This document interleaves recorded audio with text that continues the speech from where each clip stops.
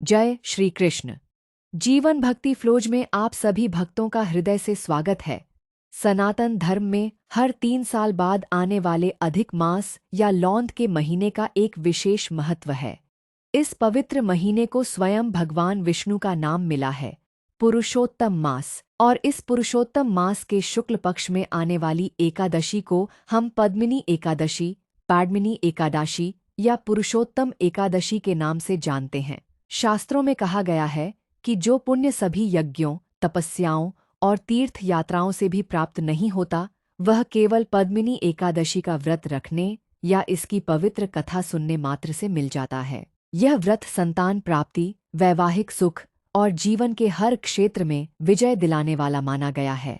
आज के इस विशेष वीडियो में हम श्रवण करेंगे पद्मिनी एकादशी की वो अद्भुत और चमत्कारी पौराणिक कथा, जिसने महाबली रावण को भी परास्त करने वाले राजा का इस आध्यात्मिक प्रवाह में अंत तक डूब जाते हैं। यह परम पवित्र कथा स्वयं भगवान श्री कृष्ण ने अर्जुन को धर्म और कर्म का महत्व समझाने के लिए सुनाई थी।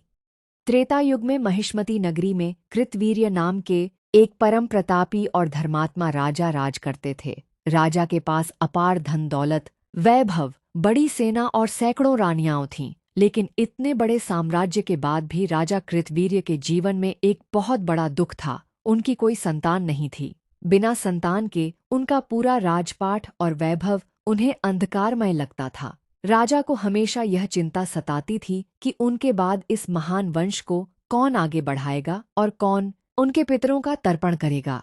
राजा ने संतान प्राप्ति के लिए अनेक यज्ञ किए, बड़े बड़े आर्षियों और वैद्यों से सलाह ली, दान पुण्य किए, लेकिन कोई भी उपाय सफल नहीं हुआ। अंत में निराश होकर राजा कृतवीर्य ने अपना सारा राजपाट अपने मंत्रियों को सौंप दिया और स्वयं घोर तपस्या करने के लिए वन जाने का निश्चय किया। उनकी इस यात्रा में उनकी सबसे प्रिय और पतिव्रता रानी, जो राजा हरिश्चंद्र की पुत्री थीं और जिनका नाम पद्मिनी था, उन्होंने भी राजसी वस्त्र त्याग दिए और अपने पति के साथ वन जाने का निर्णय लिया।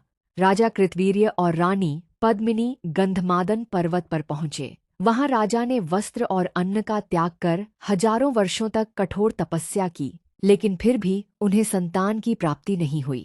राजा का शरीर तपस्या की अग्नि से सूख चुका था, लेकिन उनका संकल्प नहीं टूटा। अपने पति की यह दशा देख रानी पद्मिनी अत्यंत व्याकुल हो उठीं।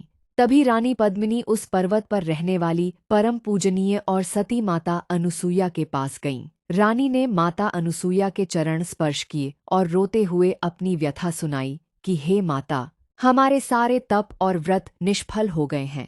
कृपा कर मुझे कोई ऐसा मार्ग बताइए जिससे भगवान विष्णु प्रसन्न हों और हमें एक योग्य संतान का आशीर्वाद मिले। सती अनुसूया ने रानी पद्मिनी के पवित्र हृदय और पति भक्ति को देखा। उन्होंने अपनी दिव्य दृष्टि से विचार किया और मुस्कुराते हुए कहा, हे प्रिय पद्मिनी, इस वर्ष 3 साल में एक बार आने वाला मलमास या अधिक मास आ रहा है। यह महीना भगवान पुरुषोत्तम को समर्पित है। इस महीने के शुक्ल पक्ष में एक अत्यंत चमत्कारी एकादशी आती है, जिसे पद्मिनी एकादशी कहा जाता है। तुम अपने पति के साथ मिलकर इस एकादशी का निर्जला और विधि विधान से व्रत करो। तुम्हारी हर मनोकामना अवश्य पूर्ण होगी। माता अनुसूया के कहे अनुसार जैसे ही अधिक मास आया, रानी पद्मिनी ने बेहद कड़े नियमों का पालन करते हुए पद्मिनी एकादशी का व्रत रखा। वे रात भर जागकर भगवान विष्णु के नामों का कीर्तन और मंत्र जाप करती रहीं। रानी के इस अगाध प्रेम और कठिन व्रत को देखकर राजा कृतवीर्य ने भी इस व्रत को पूर्ण निष्ठा से किया। दोनों के इस संयुक्त तप और पावन व्रत से साक्षात भगवान नारायण अत्यंत प्रसन्न हुए। वे गरुड़ पर सवार होकर शंख, चक्र और गदा धारण किए हुए राजा और रानी के सम्मुख प्रकट हुए। भगवान विष्णु ने कहा, हे राजन, हे देवी पद्मिनी, मैं तुम्हारे इस दुर्लभ व्रत से अत्यंत प्रसन्न हूँ। मांगो, तुम्हें क्या वरदान चाहिए। राजा कृतवीर्य ने हाथ जोड़कर भगवान के चरणों में शीश नवाया और कहा, हे प्रभु, मुझे एक ऐसा पुत्र दीजिए जो तीनों लोकों में सर्वश्रेष्ठ हो, जिसे देवताओं, मनुष्यों या असुरों में से कोई भी पराजित न कर सके और जो केवल आपकी कृपा से ही संचालित हो। भगवान विष्णु ने तथास्तु कहा और अंतर्ध्यान हो गए।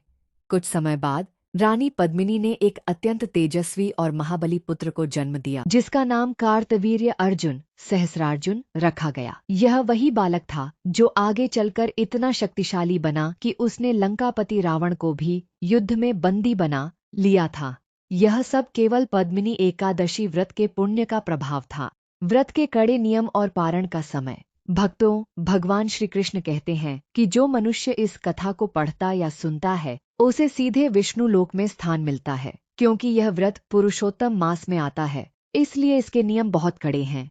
इस दिन कांसे के बर्तन में भोजन करना, मांस, लहसुन, प्याज, मसूर की दाल और चावल का सेवन पूरी तरह वर्जित है। व्रत के दिन पूरी तरह ब्रह्मचर्य का पालन करें और भूमि पर शयन करें। आइए अब जानते हैं इस पावन व्रत के सबसे महत्वपूर्ण भाग, तिथि और पारण मुहूर्त के बारे में। पद्मिनी एकादशी का व्रत।